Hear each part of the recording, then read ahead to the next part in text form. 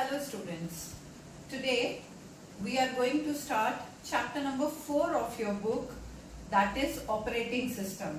Yes, this topic is little bit different from whatever we did in the past few months. Till now you have done only the theoretical portion of your subject.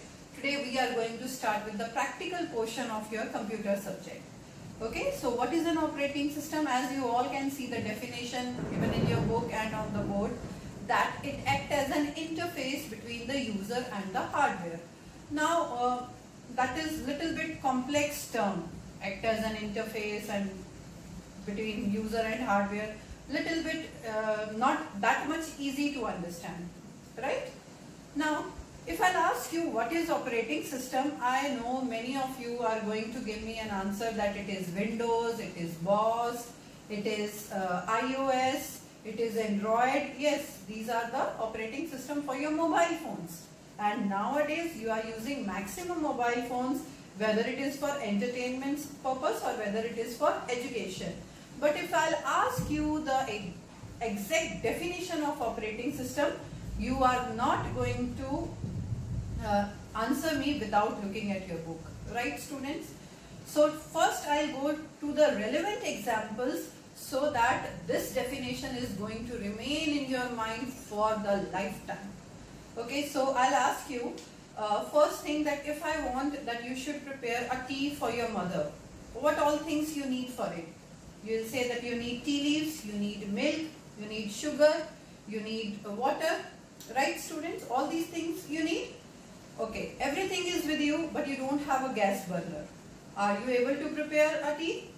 No. Okay, now I'm asking you to write something on your computer application subject in MS Word. I'm giving you keyboard, I'm giving you mouse, I'm giving you monitor, CPU, everything I'm giving you, but there is no software in that computer. Are you able to write? You will ask me, the teacher, how we can write in MS Word without a software, right? So the answer for this question is operating system. It acts as an interface. Interface means mediator. Without operating system, as you all know that Windows is an operating system. You have everything in your computer. You have MS Office, you have other softwares, but you don't have operating system, you don't have Windows in your computer, you are not able to run MS Office, right students? The reason is because it is an interface. Interface means mediator. Without operating system, you cannot do anything on your computer. When you switch on the CPU button, at that time, some files, you can simply see that something is going on when you switch on the button. Unless and until desktop comes to the monitor screen, you are not able to work. Actually, at that time when you switch on, at that time booting process begins. Booting process means your memory, your files, whatever the things you have saved in the past, that gets again loaded into the memory. Remember in first chapter you did RAM and ROM, right? In RAM everything again gets loaded into the RAM and ROM so that you are able to get exactly the same whatever you have saved previously. So that is the thing which we are going to start today, that is operating system, which acts as an interface between user and hardware. Now how it will act as an interface? As a user, I'll give input. To whom I'll give input? To the computer with the help of keyboard. Where my input will be seen? On the monitor. But if I am asking to the computer that add 2 plus 3, then where this 2 plus 3, where this processing will take place? It will take place in the CPU. So all together you can see we need each and every hardware as well as some user who can operate on that computer. You have everything. You have operating system, you have all the software, you have a monitor, CPU, everything you have. But you don't have any person to work on it. Are you able to do anything again? No. So these all things are interdependent upon each other. Then only you are able to work on the computer. You should have all these things. Hardware means everything. Your CPU, hardware devices we did last time, input output devices in previous chapter we did na. So we need hardware and we need user who can operate on these hardwares, and inside that hardware, you have hardware, you have user, but you have no software, then also you are not able to work. So you need a software inside the hardware so that you can work upon it. Okay. Now let's see basic components of operating system. Here you can see shell and kernel. These are the two components which is very much required for any operating system. Shell means which can interact with the user. Here you can see the diagram. This is the kernel part, which is the core part which is going to interact with the hardware. You are only using the hardware. You are only pressing the keys of the keyboard so that you can send instruction to the computer. Here you can say that you have all the input-output devices, storage devices or other handling devices, right? But this kernel is going to interact with this hardware, and with this hardware means the outside portion of the hardware, the pressing of the keys and all, these all things shell is going to do. So basically we have two components, shell which is going to interact with the user, and kernel which is the inner core part of the operating system which is going to interact with the hardware part of your computer. Now after this, what question arises? That is why we need operating system. When we ask this, why we need operating system, again three questions comes to our mind.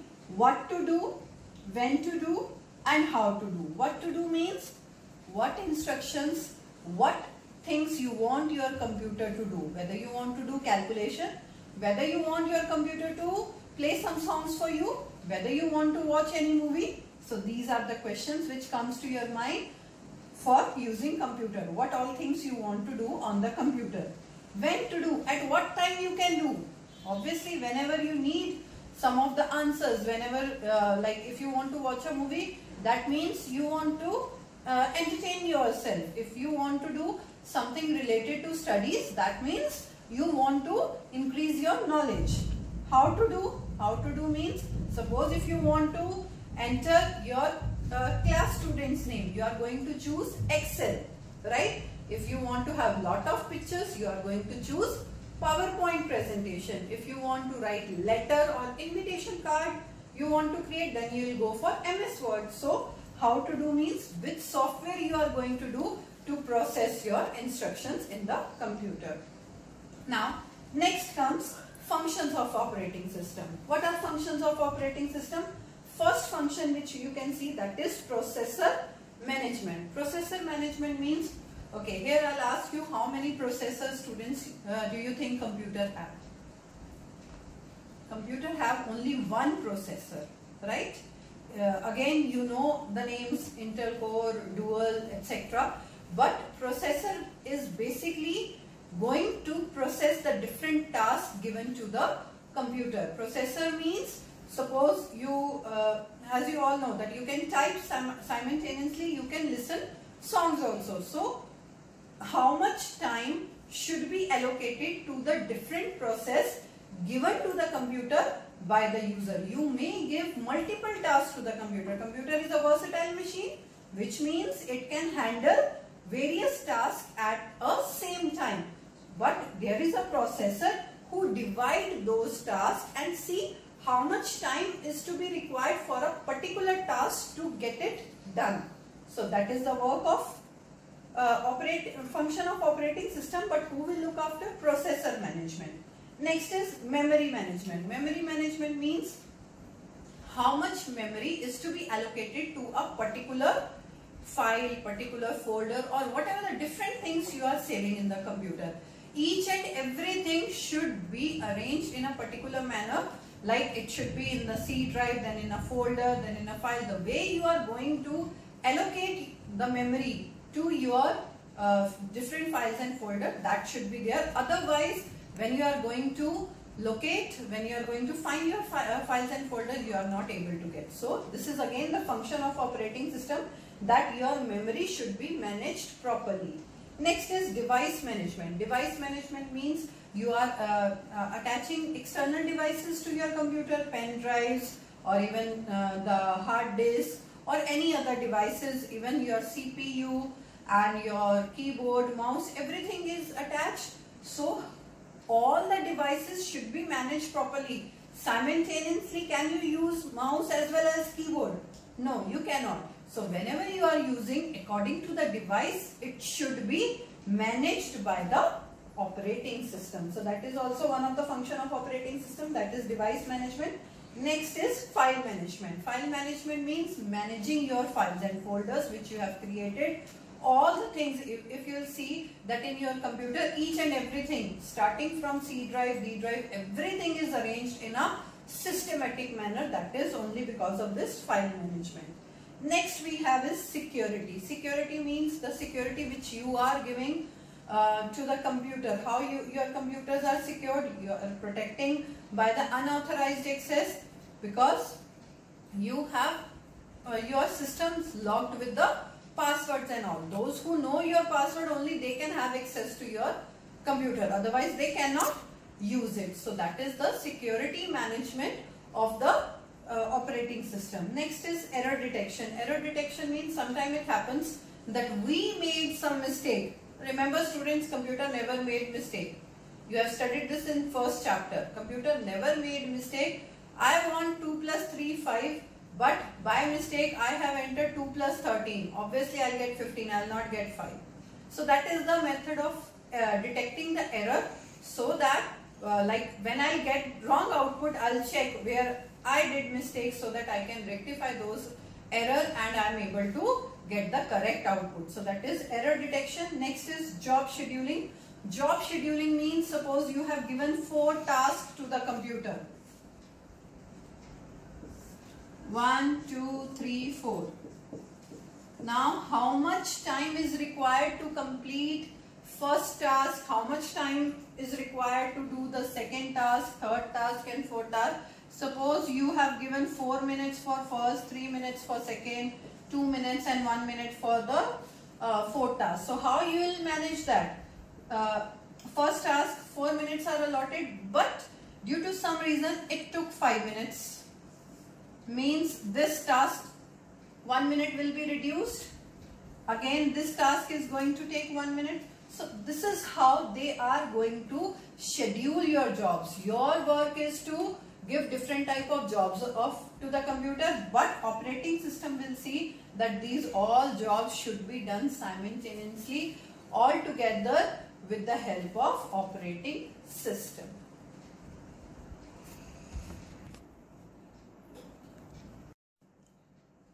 Now here you all can see different types of operating system, students. Operating system which we have different types, you can see first one is the single user operating system.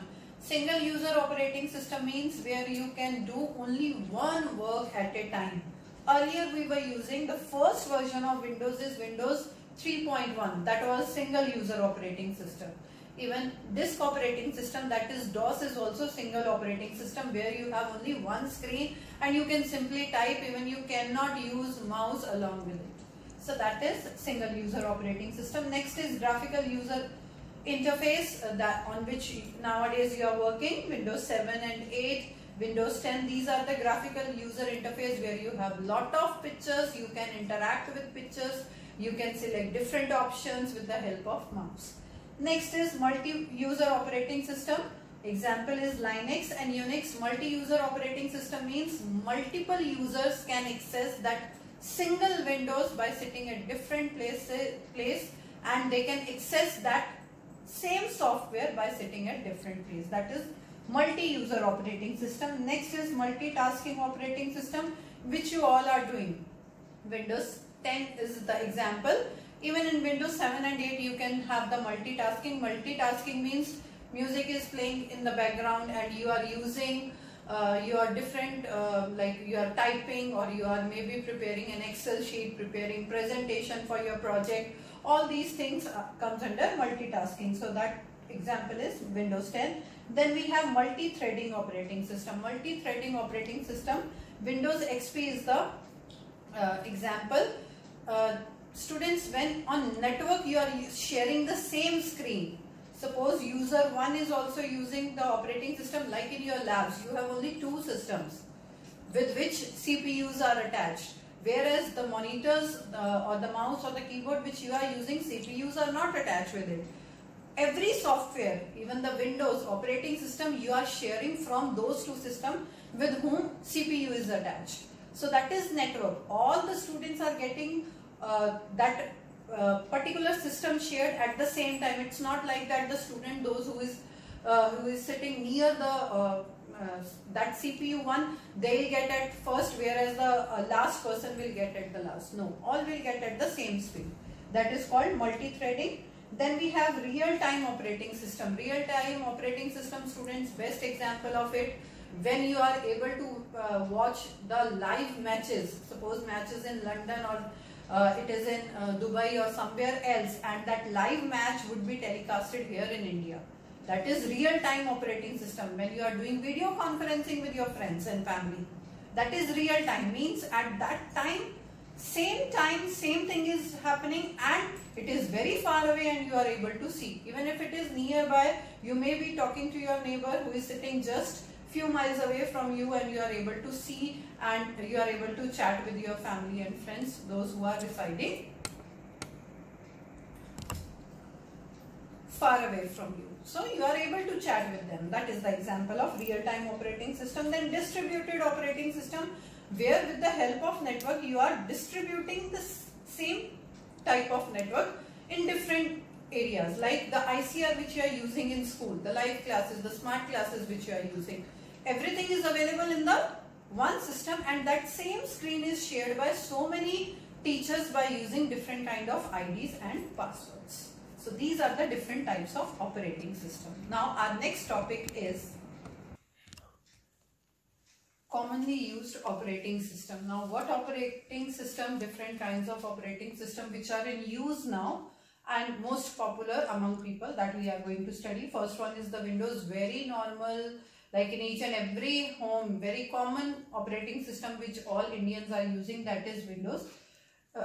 GUI based, GUI means graphic user interface, just now I have explained that. This is by Windows. First Windows, that is 3.1 version, was developed in the year 1985 in the month of November on 20th. The next is Unix. Unix is available in both, that is CUI. CUI means character user interface. Character user interface means where you can only use keyboard, where you can only type. Even for creating files and folders, you need to create need to type a long command, then only you are able to create. So it is having both CUI as well as GUI by AT&T, that is in Bell Labs. It has been created in the year 1969. Then we have Linux. Linux is just similar to Unix. It was developed by Red Hat company. The next is Solaris. Solaris is part of Unix operating system. Only the company which developed, that is different, that is Sun Microsystem, developed in the year 2010 in the month of January. Then next is BOSS. BOSS is the first Indian operating system which was developed and specially customized for schools and colleges. Its full form is Bharat Operating System Solution. So this is basically combination of, you can say, whatever the different kind of operating system which we have, that is Windows, Unix, Linux, mixture of all the kinds of operating system, and then it has been customized so that students can get maximum benefit from this kind of operating system. Now students, let us discuss some of the mobile operating system. Mobile operating system, I think even you people know more than me about mobile operating system, so I am going to discuss whatever given in your syllabus. First one, like the most famous one operating system which many mobile companies are using, that is BlackBerry is using RIM, Android, that is of Google, iOS, Apple company, Symbian, Nokia. Then we have Windows Mobile, which is of Microsoft. Now Android, the first Android operating system was developed in the year 2003. Owned by, till that it was owned by Android company only. In the year 2005, Google company took over it, and now it is handled by Google company. Then Symbian, earlier it was maintained by the Nokia company, which was very famous. Till the Android came into an existence, Symbian was the very famous and the most popular operating system. Currently it is maintained by Accenture. Nowadays nobody prefer to use this Symbian operating system. Then iOS, the first original version of iOS was developed in the year 2007, and this is the operating system which is not only you are able to run in iPhone, even in their iPads, in their iPods, everywhere you are able to run this iOS. Its latest version was developed in the year 2018 on 19th July, that is 11.4.1.